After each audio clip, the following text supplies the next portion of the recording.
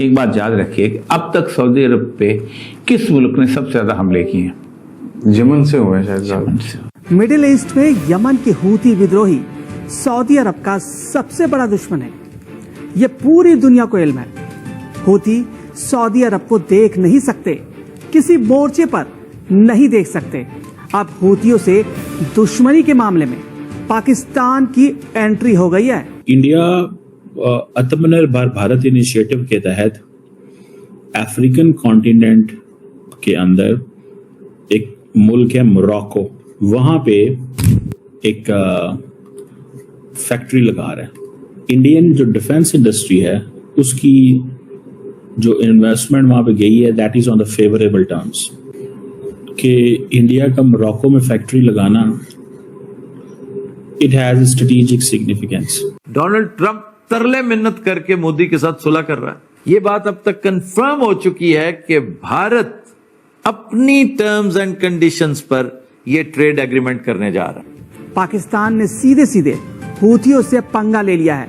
ये वो हूती विद्रोही हैं जिससे अमेरिका और इजराइल जैसे सुपर पावर देश भी उलझना नहीं चाहते। यमन के हूतियों के चीफ ने कहा है कि अगर पाकिस्तान ने सऊदी अरब के साथ जो मिलिट्री पैक्ट किया है उसमें कदम बढ़ाया ना तो हम 25,000 लाशों को के लिए कब्रें तैयार रखेंगे, पाकिस्तान के 25,000 फौजियों के लिए। बीबी मैं तो हैरान हो गया हूँ। सऊदी अरब गुज़श्ता 15 साल से किस मुल्क के थ्रेट की बात करता है? ईरान की बात करता है। सऊदी अरब के साथ रक्षा डील करके पाकिस्तान ने यमन के हूती विद्रोहियों से पंगा ले लिया है। हूती विद्रोहियों को सऊदी अरब का धूर विरोधी माना जाता है। हम लाते हैं टॉक शोज और अनलिमिटेड एंटरटेनमेंट सिर्फ यूट्यूब पर। अगर आपने अभी तक हमारा चैनल सब्सक्राइब नहीं किया तो अभी सब्सक्राइब करें और बेल आइकॉन को क्लिक करके हमारी लेटेस्ट वीडियोस के बारे में अपडेट जानें। सऊदी अरब का पूरा डिफेंस स्ट्रक्चर हूती विद्रोहियों की वजह से है। पूरे मिडिल ईस्ट में हूती सऊदी का सबसे बड़ा दुश्मन है। ऐसे में सऊदी अरब पाकिस्तान डिफेंस डील के बाद सवाल यह उठ रहा है कि क्या पाकिस्तान सऊदी अरब को बचाने के लिए यमन के हूतियों से जंग लड़ेगा? क्या पाकिस्तान हूतियों से जंग लड़ेगा, वो भी उन विद्रोहियों से जिससे अमेरिका और इजराइल जैसे सुपर पावर देश उलझना नहीं चाहते? पाकिस्तान ने सऊदी अरब के साथ नया रक्षा समझौता किया है। अब समझिए क्या है यह रक्षा सौदा, जिसमें यह बताया गया है कि अगर किसी एक देश पर हमला होता है तो उसे दोनों देशों पर हमला समझा जाएगा। मतलब यह हुआ कि हूती विद्रोही अगर सऊदी अरब पर हमला करते हैं तो यह पाकिस्तान पर भी हमला है, तो पाकिस्तान हूतियों से जंग लड़ेगा और दोनों मिलकर रक्षा करेंगे। पाकिस्तान, तुम खुद अपनी रक्षा नहीं कर सकते, अपनी लड़ाई खुद नहीं लड़ सकते, तुम सऊदी अरब की रक्षा कैसे करोगे? इस समझौते के बाद पाकिस्तान की भूमिका पर सवाल उठ रहा है। इंडिया आत्मनिर्भर भारत इनिशिएटिव के तहत अफ्रीकन कॉन्टिनेंट के अंदर एक मुल्क है मोरक्को। मोरक्को जो है वो वहां पे एक फैक्ट्री लगा रहा है और वो एक बड़ी, आप समझ लें कि इंपॉर्टेंट फैक्ट्री है। किस सेंस में? इंडिया की एक कंपनी है टाटा एडवांस सिस्टम, जो कि ये एक व्हील्ड आर्मर्ड प्लेटफॉर्म्स बनाते हैं और ये इंडियन डिफेंस मैन्युफैक्चरिंग फैसिलिटी जो है ये इसमें मोरक्को के अंदर जा रही है। और राजनाथ सिंह साहब जो डिफेंस मिनिस्टर हैं वो ऑलरेडी मोरक्को पहुंचे हुए हैं। और ये समझ लें कि जो Indian defence manufacturing plant Africa में लग रहा है, बेसिकली तो जो इंडिया ग्लोबल साउथ के अंदर एक लिंक बिल्ड कर रहा है, ये वो, ठीक है जी। और अगर आप इसको देखें तो ये एक इंडिया की जो डिफेंस इंडस्ट्री है, ये आत्मनिर्भर भारत इनिशिएटिव है, उसमें इंडियन समझते हैं कि we need to go global, और इस सिलसिले में वो अपनी दुनिया में कनेक्शन वगैरह जो है वो एस्टैब्लिश कर रहे हैं।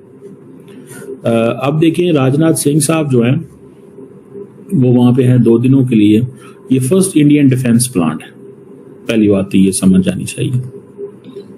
और टाटा एडवांस सिस्टम जो है उसको ये इंडिया की ये जो फैक्ट्री है ना, ये बेसिकली इंडिया के ये जो ग्रुप है, अदानी, अंबानी, टाटा, ये इंडिया को बहुत ज्यादा ग्लोबल आउटरीच देते हैं। ठीक है जी।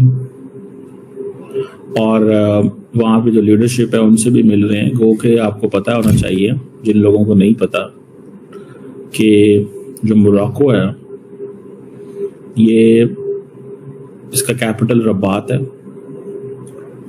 स्ट्रेट ऑफ जिब्राल्टर के ऊपर इसकी जो, जिसे कहते हैं ना, ये है मेडिटेरेनियन में, और मुस्लिम कंट्री है। फ्रांस के साथ अच्छे ताल्लुकात हैं इसके, गल्फ कंट्रीज के साथ अच्छे ताल्लुकात हैं। इसने इजराइल के साथ भी ताल्लुकात बना लिए थे अब्राहम अकॉर्ड में, आपको पता है। सो इंडिया हर उस मुल्क के करीब होता है जो अमेरिका और इजराइल के करीब होता है। एंड ये अफ्रीकन यूनियन और अरब लीग का भी मेंबर है। इंडियन जो डिफेंस इंडस्ट्री है उसकी जो इन्वेस्टमेंट वहां पे गई है, that is on the favourable terms.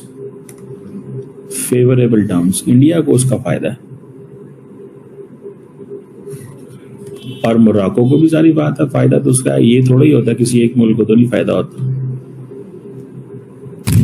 Morocco कहते हैं हम आपको फेवरेबल कंडीशंस देंगे, इंडियन डिफेंस कंपनी को state of the art environment देंगे, जीरो ब्यूरोक्रेसी होगी और प्रॉफिटेबिलिटी होगी। कि इंडिया का मोरक्को में फैक्ट्री लगाना, it has strategic significance, it has military terms में तो ठीक है, उनको ये फायदा होगा। इंडिया ने कल इन्हीं जगहों पे फैक्ट्रियां लगा के, कल को जब लड़ाइयां होनी है यूरोप के अंदर, क्योंकि इंडिया ये समझता है कि यूरोप फ्रांस और रशिया की कन्फ्रंटेशन चलनी है, तो दे बिलीव कि हम इनको असला दें, हम यूरोप को असला दें, हम रशिया को असला दें। तो जिस तरह ग्रेट पावर्स एक दूसरे को असला देती थी, हमें भी इनको असला देना चाहिए। बादशाह बनने ही यारा, तो हमें फायदा होगा डिफेंस, और सस्ता बनाएंगे एज कंपेयर टू अगर यही मिलिट्री हार्डवेयर फ्रांस बनाता है या जर्मनी बनाता है या अमेरिका बनाता है।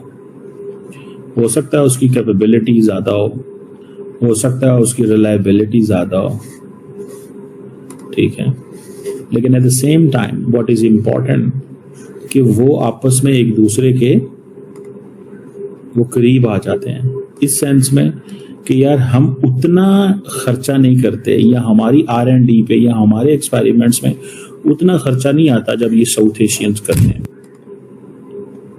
ठीक है। लेकिन अगर ये साउथ एशियन ना करें, ठीक है, तो फिर खतरा बढ़ जाता है,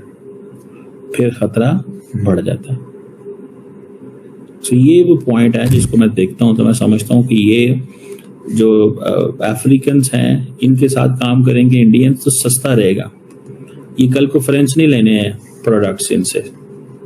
इंडिया अपनी डिफेंस इंडस्ट्री को बहुत अहमियत दे रहा है, आत्मनिर्भर भारत को वो अहमियत दे रहे हैं। मोरक्को ने उनको फ्री हैंड दिया है, ऑटोनॉमी दिया है, जीरो ब्यूरोक्रेसी दी है, ठीक है जी।